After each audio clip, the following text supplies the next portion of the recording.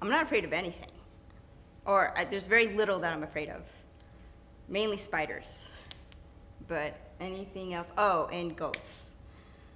I can deal with knives, guns, violence, but I can't deal with ghosts. I don't think I'm afraid of death. I'm pretty sure if I go, like tomorrow, I'm good. I'm afraid of, I guess, things I don't know, like, I guess the future, maybe. I guess I have a phobia of like holes. Like, what is it called? Like tryptophobia? The rising tides of the sea, just in terms of like being in, like we're living in apocalypse and not having clear eyes about that, like the like everyday denial of being in a toxic world is really scary to me. I'm not afraid of bugs. I'm not afraid of ghosts. I'm not afraid of things that people, clowns, things that people, seem to traditionally be afraid of. I think maybe a fearless attitude has gotten me into trouble because I don't think through the fear part. I just do things. But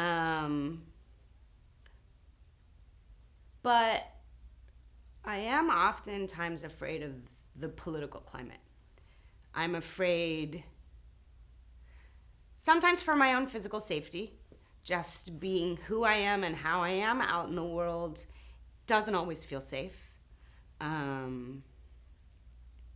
But I think more than that, the political climate currently seems to be fueling homophobia, transphobia, anti-immigrant bias, racism, sexism in a way that means that everything that I am is not acceptable. And that makes me really scared. That is seen as reasonable. And Donald Trump kind of scares me. Maybe. Like, he doesn't scare me, but because I'm actually fascinated. It's like a fucking train wreck. Like, it's like watching Tila Tequila. Like, it's like, what's gonna happen on this reality show next? It's so amazing. I can't wait to see how he fucks up today. But the fact that it seems innocuous, like all of his like egregious behavior seems innocuous to other people, that's frightening. That means all of the work that we've done, at least from my conscious organizing, it feels like that gets undone over and over and over again. Besides the current political climate, I am afraid of leaving my house, walking down the street. I am afraid of every person I see on the street. I am afraid of Prop 60. What else? I'm actually kind of afraid of Breitbart right now. I didn't used to be, but now I am. Fuck that. Disappearing, dying, and like never having like made an impact. I think that's like kind of like the number one probably for many people. But yeah, there's that fear.